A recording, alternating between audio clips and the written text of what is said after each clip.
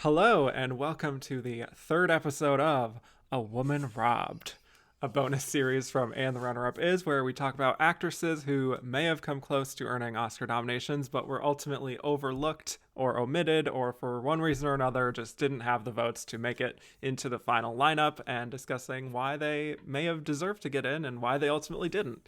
And as we know, each episode has its own theme with a double feature like this, and this week we will be discussing two performances that won a Golden Globe for Best Actress in a Comedy or Musical, but weren't even nominated for Best Actress at the Oscars. And joining me today to help me break down two such cases here is someone who I just love having on the show, plain and simple. He's been on this show a surprising amount of times that I've honestly lost count, but you last heard him talking about the iconic Best Actress lineup of 1950. He's the founder and editor-in-chief of Awards Watch, and the guy who really exemplifies what's the point of doing anything worthwhile if nobody's watching. Welcome back, Erik Anderson. That was an iconic intro, and I absolutely accept. I am so excited to be back. God, that was a while ago now, the 1950 race. It feels like forever, and I am so excited to talk about this. Yes. And this new show. Yes, thank you very much.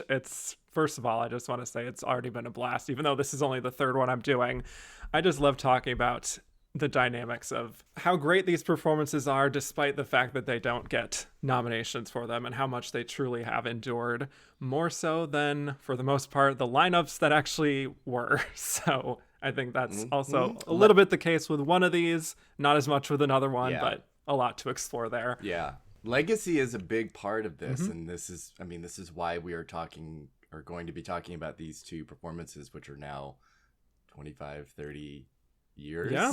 Almost. I know. Yeah. Wild. Well, let's get into it.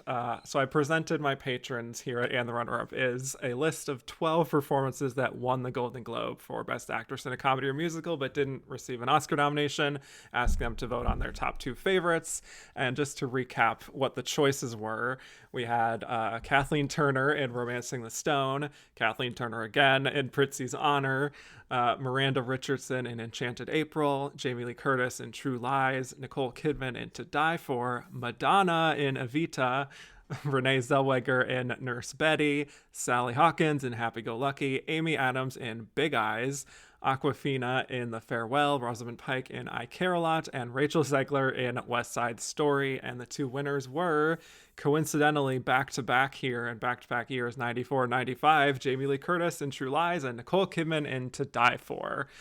So that's who we'll be talking about today. I did just also want to note that Awkwafina did put up a very good fight as a strong third placer, so I imagine we'll be talking about her maybe down the line at some point. But before we talk about these performances, Erik, I would love to know if you had any kind of introductory thoughts on Oscar winner Jamie Lee Curtis now and Oscar winner Nicole Kidman. Just your thoughts on them as actresses and especially these performances, and just, whether you had any insight also into just this kind of phenomenon of these Golden Globe winners, specifically in this category, just not translating to the Oscars. Well, first and foremost, Madonna not even making the top three, rude. And you people should really take a close look at your lives right now. Yeah. Absolutely unacceptable.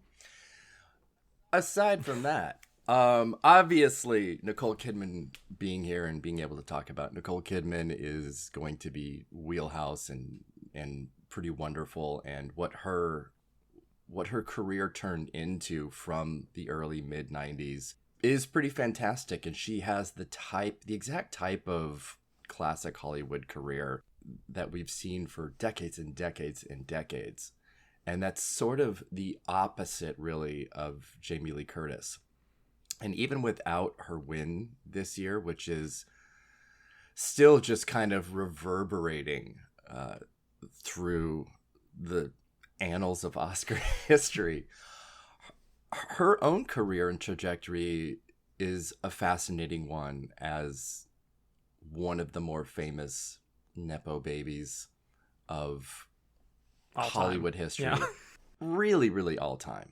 but also kind of done in a way that felt a lot less like how we see it now, and how it's even presented now. And I definitely have enjoyed Curtis's career and a lot of performances, and I think we'll obviously go into more than just True Lies in a little bit. But this is going to be an interesting conversation, because anytime we talk about somebody being robbed of a nomination, you look at it just in terms of that performance and it not getting in versus who did and why. And then we start getting into politics and reasons and comedy versus drama, and certainly, who would get left out and who wouldn't. And we'll get all into that. We certainly will. Yeah, this was such a fun pair to revisit, especially knowing, like we're saying, where their careers would go from here. I'm also just glad that my patrons chose these two in particular for this, because I think both of them also really represent like what the Golden Globes tend to love most of all, which is, Nepo babies and movie stars. Right? And Yeah. for as much as they deserve some criticism for their many problems over the years, I do think the fact that they have this genre split where they are able to reward comedy performances when the Oscars so rarely do, I think it does make them valuable in some regard because of that. And I think if you look at these two films also, especially in the context of the 90s, where I feel like so many of the Oscar nominated and winning performances were pretty inherently traditional, dramatic, prestige-y. Neither of these performances or these films, I think, were intended to have that kind of awards push.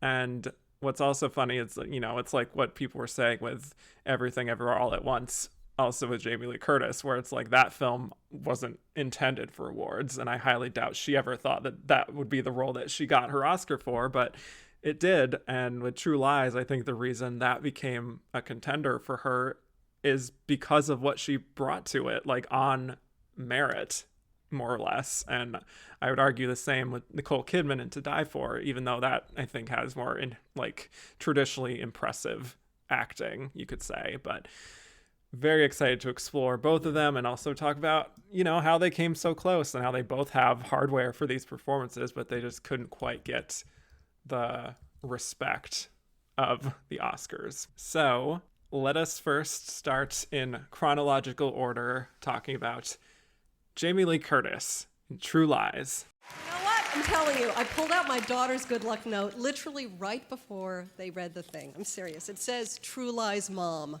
telling you. Oh, far out. I'd like to thank the Hollywood Press Association for giving me a chance to represent a movie that everybody worked so hard on, that I'm thrilled to be the representative. The crew, the cast. That would be the thing, you're up here and then they say, by the way, your left breast was out, and then it would be horrible. So yes, this is like a truly serendipitous moment to talk about Jamie Lee Curtis in the context of an Oscars robbery. Now fast forwarding nearly 30 years later, and she finally has one on her first nomination. And I feel like this is one that is often cited as she should have gotten it for this, perhaps either a nomination, or when she did win, people were like, oh, I'm going to pretend she won for True Lies instead. I saw that more than once online. But just to give context, Jamie Lee, she had been in the awards conversation before. She was a BAFTA winner for Trading Places, and she was nominated for a BAFTA for A Fish Called Wanda, nominated at the Globes for Fish Called Wanda. But a lot of what she'd done, obviously up to that point, were genre films, horror, comedies, and I would say True Lies is arguably the closest she came to a nomination before Everything Everywhere, and it's fascinating for a lot of reasons, which I'm sure we'll get into, because this is like a, blockbuster action comedy starring Arnold Schwarzenegger, which, he's not very much in the conversation for acting by any means. So let's talk about the film for those who haven't seen it. It's about this guy named Harry, played by Arnold Schwarzenegger, who is a spy, and he keeps his identity a secret from his wife Helen, played by Jamie Lee Curtis, who thinks her husband is just some boring software salesman. And she is feeling dissatisfied and bored by her life, so she finds herself wooed by this car salesman who's actually pretending to be a spy. And Harry finds out about it and decides to spice up her life by staging a kidnapping and then later having her perform this staged mission for them, only for things to then take a turn when the leader of a terrorist group comes in and... We've all been there. It's a classic situation where like Harry's been trying to track him down and he comes in and he kidnaps Harry and Helen, and then they're having to figure out how to escape.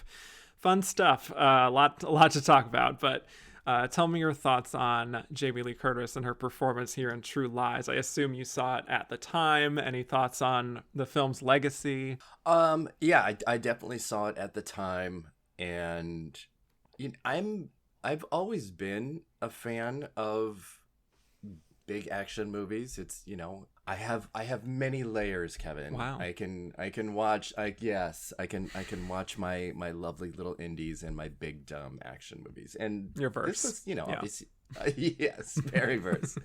This was obviously a high point era for both James Cameron and for Arnold Schwarzenegger. And this is 94, so this predates Tom Cruise's Mission Impossible movies by a couple of years, and really is a bit of a blueprint for it, although much funnier and intentionally funnier. And I loved it at the time, and I hadn't seen it again in quite a while, so rewatching for this was a little bit of an adventure because it is not available really in almost any format right now. Yeah. It's not officially streaming anywhere in the US right now. It is not, but it was on AMC, which was pretty funny. There you go.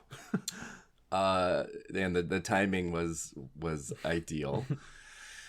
But the rewatch was interesting for Curtis because I think it's going to really open up and sort of divulge one of the main reasons that she missed out. And that's that she is surprisingly not in it for a really good portion of the film. Mm-hmm. And, she's only in 17 minutes of Everything Everywhere, too. But when we talk about wins and even nominations, impact can be much more important than screen time. Mm-hmm. But, she has like the little bit at home where she's, still completely oblivious to Schwarzenegger as this spy and just kind of being the deflated and dejected housewife who is bored. And she, she has just a few moments of that. And then it really does take a while to get her into the story. Mm-hmm. She has her wonderful scenes with Bill Paxton, and of course, watching this made me miss Bill Paxton so much. His 1994 hair, love it. Mm-hmm. Absolutely fantastic. That tan, amazing. Yeah, I would have fallen for him, just saying. I do not blame her one bit. That is absolutely key. That I was thinking the exact same thing. I was like, not only, if I was a bored housewife who needed some kind of excitement, if it was Bill Paxton that came along to do it, I'm sorry. I'm in. Mm-hmm. I'm in. I'm all in. Yes. But I liked her. I liked her a lot. Mm-hmm. Again, she has a very specific comic timing that sometimes doesn't always work because you can see it, and you can see her kind of, it almost feels like you can see her hitting the mark and hitting the timing. And most often that is like the kind of thing that I absolutely hate.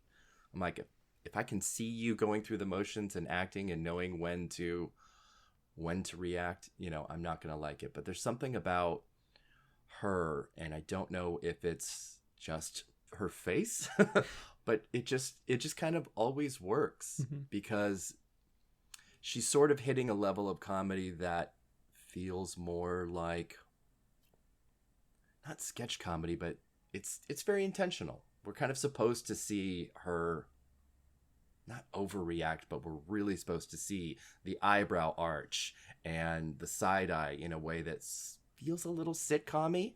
Yeah, sure. and her performance in this feels a little sitcom-y, but I think she uses it to her advantage in a way that is kind of unique to her. Yeah, I would agree. I really enjoy Jamie Lee Curtis, sometimes even more as like a public figure than as an actress, I would say, even though she's obviously very good at what she does.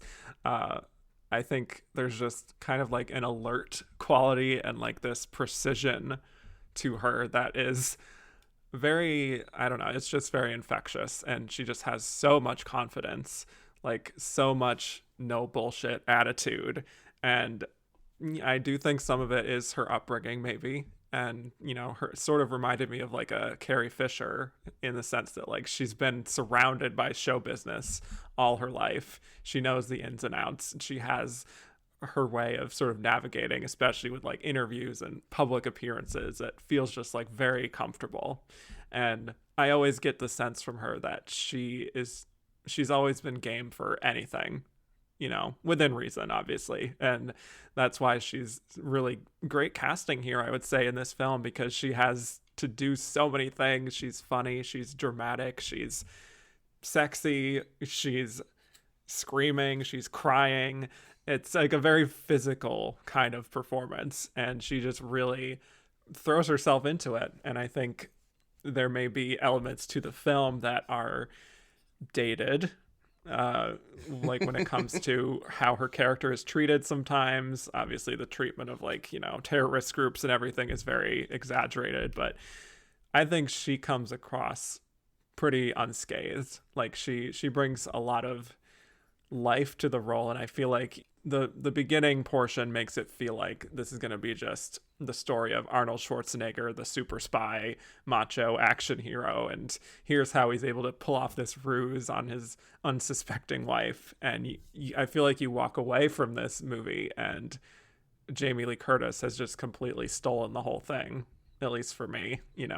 It's obviously still his movie, but she is just so pitch perfect at every moment of the film and just what the script is asking of her. And I think kind of going above and beyond what is asked of her, and is kind of creating this arc in a way of a woman who just wants to live life. She doesn't want to be stuck in her house. She doesn't want to be stuck at the office. She wants to live, And I feel like you see her kind of playing with expectation when you see her in the first, I would say, half of the film. Like that's how long it takes to really take that turn, and how much she's underplaying it, so that then you get that maximum response kind of at the middle, all the way through to the end. Yeah, and for the most part, a James Cameron script, the dialogue at least is always leaves something to be desired. Sure. It's really, it doesn't matter if it's this or Titanic or Aliens, it doesn't matter. It's his dialogue is pretty bad. Sure. Just yeah. Okay. flat. Yeah. But his storytelling is fantastic, and he highlights women as main characters in a way that action directors just do not do. Yeah. The majority of his films have women at the center of the piece, and he's written some of the most iconic female action heroes that there are, which is something that I think almost feels underplayed, or at least not reported, but just like not talked about quite as much when you talk about James Cameron. Yeah. And that's definitely no different here, because he does put her in situations that, maybe in 2023 feel different than 1994, but not that different. not that different, because even then the whole striptease thing was still really seen as not shocking but debasing. Mm-hmm. But it's hard because you always have to look at something like that too on intent and involvement by Curtis in that scene and working with her director in a way that was not exploitative. So I think it can be really, really easy for an audience to feel that on behalf of an actress specifically, even if that is not the actual situation. Mm-hmm.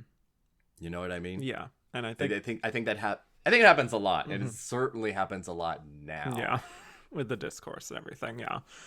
Yes. I mean, I think she's also, I've read statements of her saying that she really trusted Jim, and she's even said, like, there's some stuff on the cutting room floor that she's very glad was not included, and that she felt good about what was included in the film. So yeah, it was a partnership, not in that particular scene especially. Well, like the fall. Yes. That when she slips and misses the bedpost. It's one of those things that breaks the awkwardness and the tension of it that is just right. And that was an accident. Right. And she wanted to keep it in, and it gets kept in. And it's such a great editorial choice by Cameron and certainly by Curtis to keep it in there. And it's that kind of thing that does turn it from feeling just super creepy the whole time, because it really does get very creepy, especially when then she's on the bed, and it just it's very creepy. But again, 2023 eyes are very different than 94 eyes. But the whole thing, the tone is kept exactly as it needed to be. And she's phenomenal in that scene. She is absolutely, it's the scene that we're going to end up talking about because we're talking about it now, and is the most talked about scene in the movie.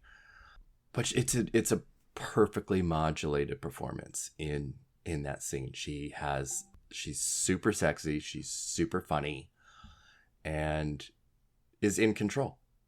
Yeah, and I think you also see her kind of exploring in a way that is very much like, yeah, she is kind of taking control and kind of maybe is even surprised by her own sexiness in a way, and her way of just opening up.